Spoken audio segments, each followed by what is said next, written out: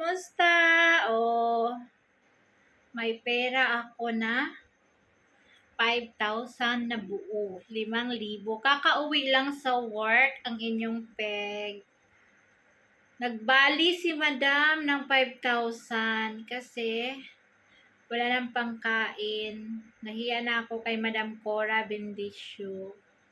'Di ba? Laging free. So, nakabali ako ng 5,000. Sabi ko, madam, pwede bumali ng 5,000 kasi wala akong pangkain.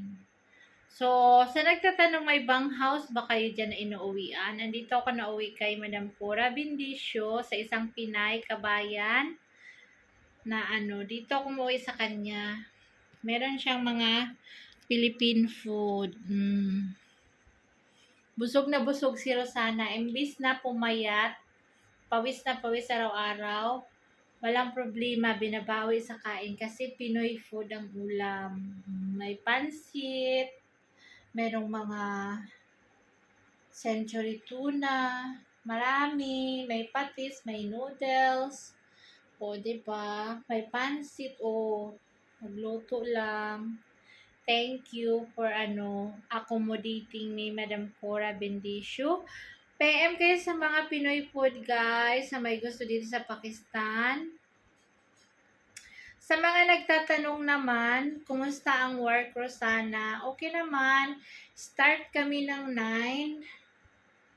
Ang bahay is 3rd floor, pang 4th floor yung yung aming pahingaan, kumbaga. May 4th floor. So, yun. Ang umpisa ko talaga ng trabaho sa umaga, pagpasok ko is magwalis ako sa harapan, harapan, tapos magmap. Tapos, sa loob na naman magwalis, tapos, after magwalis sa lahat hanggang 3rd floor, map.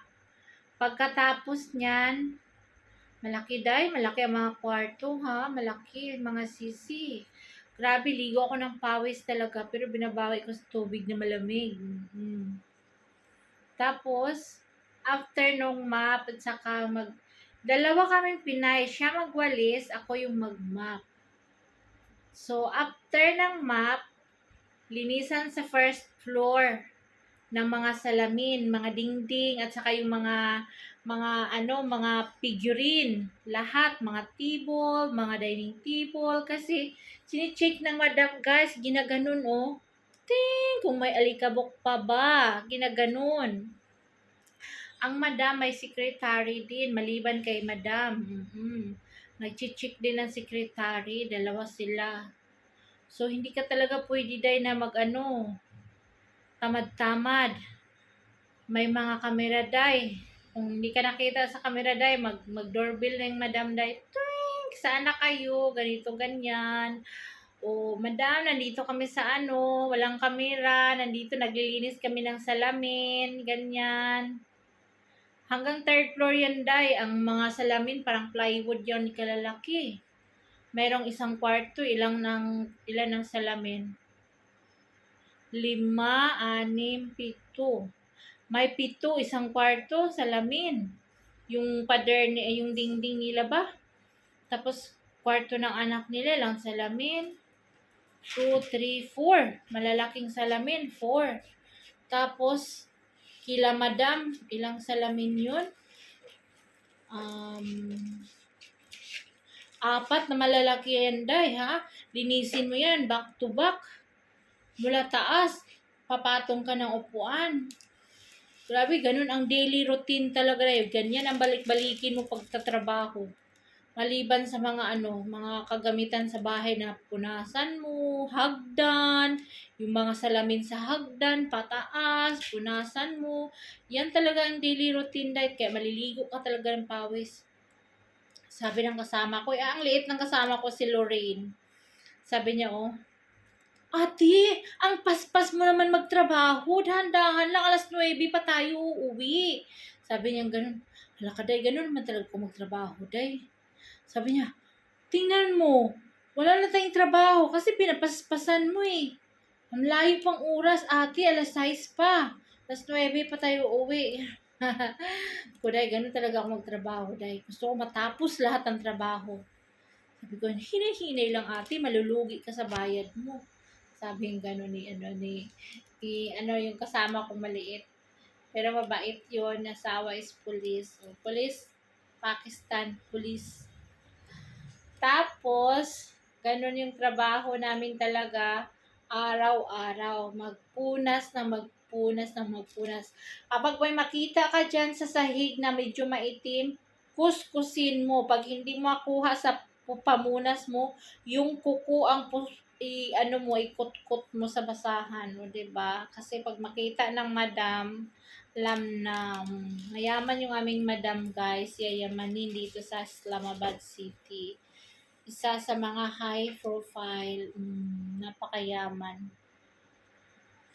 So, ano pa ba yung work namin? Kulang na lang mag-car wash na kami, pero meron namang mga lalaki mag-car wash. May taga-walis, may taga-luto,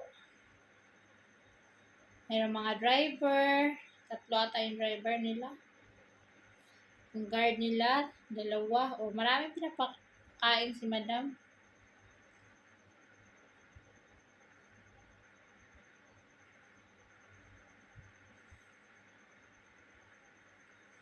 Sa nagtatanong naman na magkano ang sweldo namin, ito na.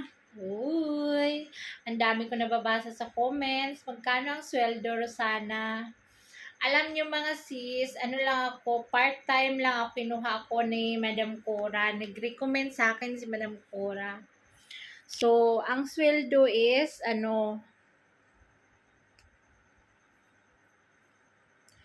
tadan! 7,000 a day. Yan ang sweldo dito sa Islamabad. Meron namang 5,000, may 6,000, ganyan. Pero stay out ka. Doon mo kukunin yung pamasahe mo, yung pagkain mo, doon mo pa kukunin yung kung mag-share ka sa bahay, lahat pagkain, ganyan. May matitira din naman sa'yo, oo. 7,000 a day. So, nagbali kami ng 5,000 pamasahe at pagkain. Saka pambili ng maintenance. O, diba, maintenance sila sanang diabetes. Kaya yan. Kayang-kayang trabaho. Kaya, walang hindi kaya. Pag pagod na ako, nakasimangot na ako. Sasabihin agad ng kasama ko, pagod ka na, no? Oo, pagod na ako. Kain lang ng rice para may energy ulit. Pag hindi ka kasi kakain ng rice, wala kang energy, mga sis. Oo. 7,000. So, kinuha kami kasi may kasal yung anak ng boss namin. Dalawa kaming Pinay, maraming Pakistani, tapos sa araw ng kasal, magiging 15 nata kami. Pilipina yun ha, magiging 15 kami sa araw ng kasal. Maliban sa mga lalaking ewan ko, maging 50 siguro sila.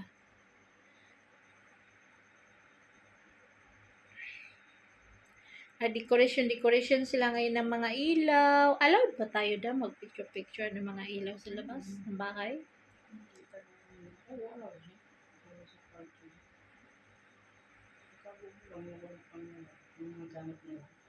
Hindi, yun sa ilaw ba? Yung decoration nilang ilaw. Sa kasalan. Pero sa loob ng bahay, bawal no, no?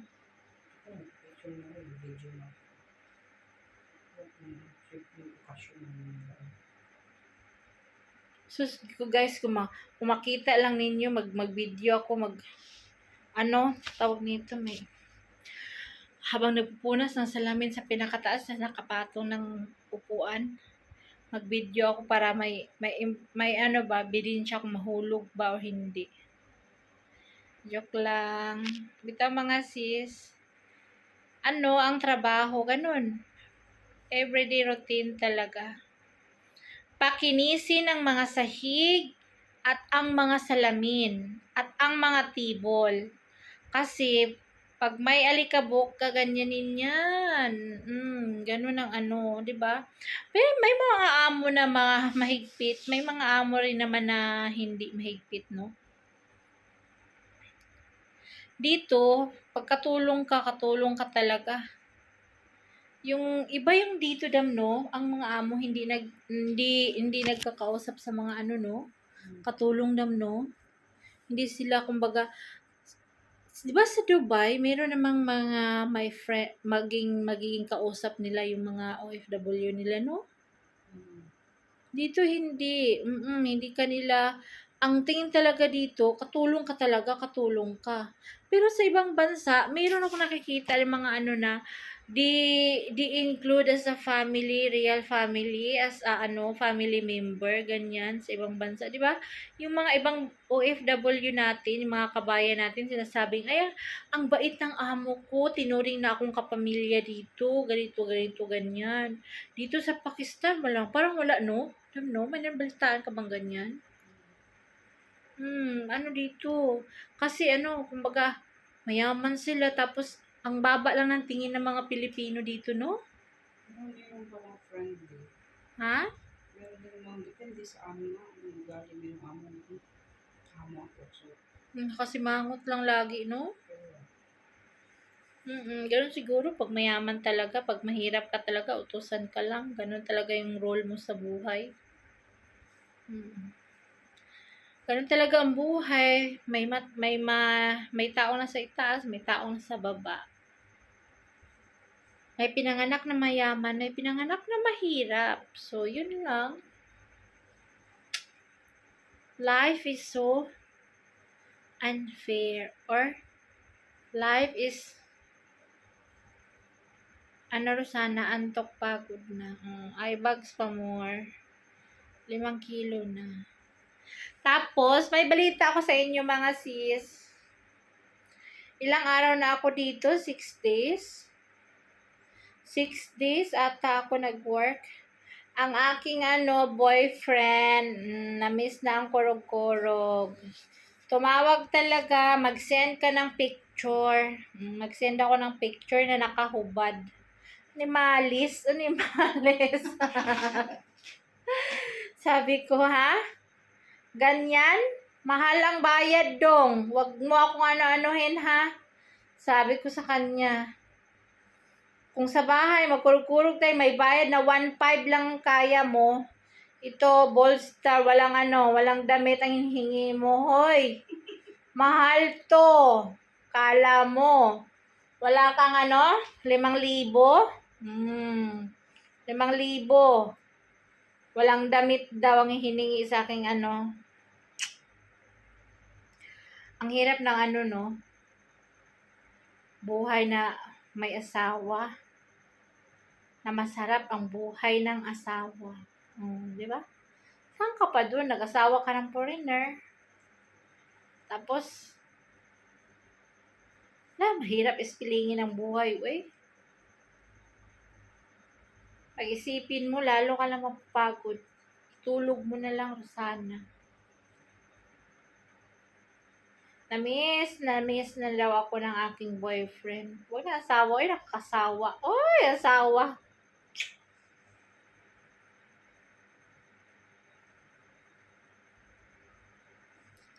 Na-miss daw niya ako. Tapos alam niyo ba, anong sinisend ko sa kanya? Sinisend ko sa kanya yung nakahawa ako ng mga map at saka walis. Yun, nakahawa ko ng mga balde. Yun ang sinisend ko sa kanya. Tapos sabi niya, hindi yan. Yung ano ba? Yung ano? Anong ano? Ano ka dyan, ha? Pag ano ka, alam ko nang inaano mo, puro ka ano. Libugan mo. Ay, joke lang. Pero ganyan yung yung boyfriend ko. Super alert sa ganyang bagay. O, diba? Sana all, walang problema. Kurug-kurug lang. Pero ang asawa, iwan. Nangatulong na. Dahil lang sa kurog-kurog na yan, imalis.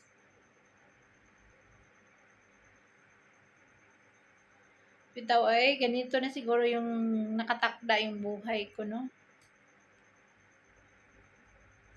Kaya, uy, kaya. Kahit anong hirap, kaya yan.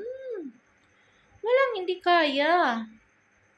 Huwag tatamad-tamad kasi hindi ka naman disabled eh.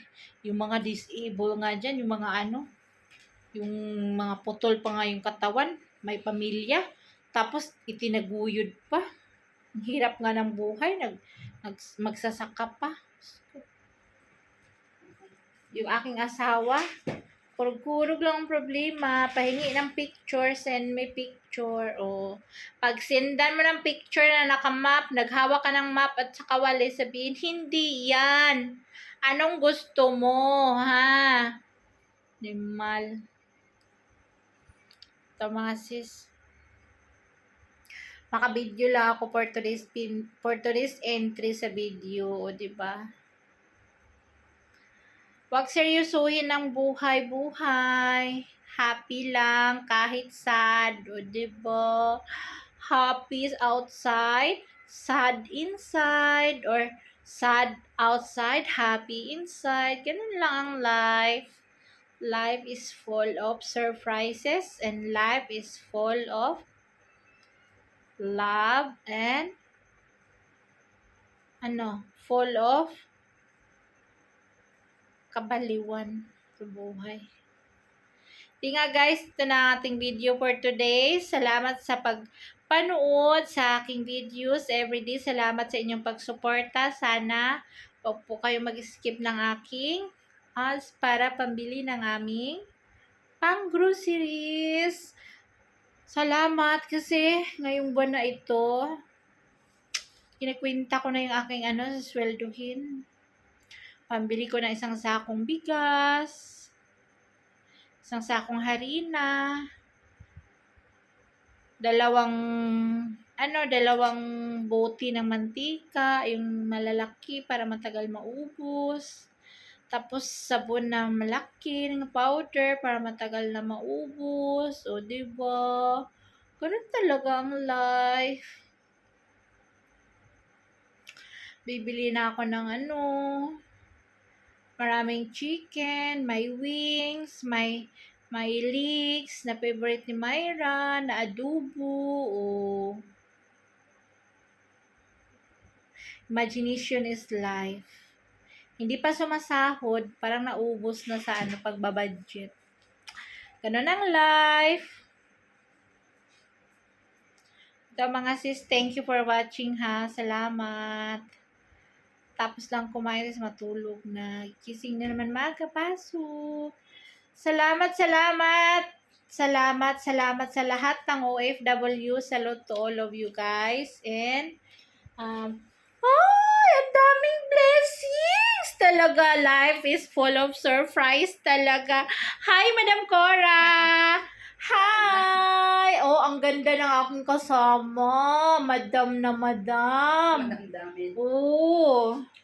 Siya lang may nag-isa ditong Pinoy food dito sa Islamabad City. Oh, ang kanyang food product is from Dubai. O, diba? Grabe, o. Kain.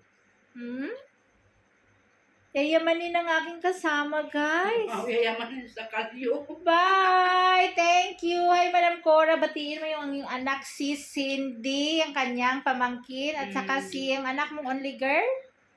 Si Iya. Si Iya. Hi, Iya. Si Cedric. Oh, kilala ko na sino yung isa? Si Jan Colin. Oh, at saka si yung Cindy, papuntang Qatar. Oh, si Cindy, Nasa ang kanyang Maynila siya pamangkin. Papunta na? May schedule na? Nagte-training. Ano din niya? Ano din? OFW. May training pa? Like this, da. TISDA. So, hi guys. Thank you so much. Salamat sa blessings, Madam Cora. Oh. Naasin yung iba.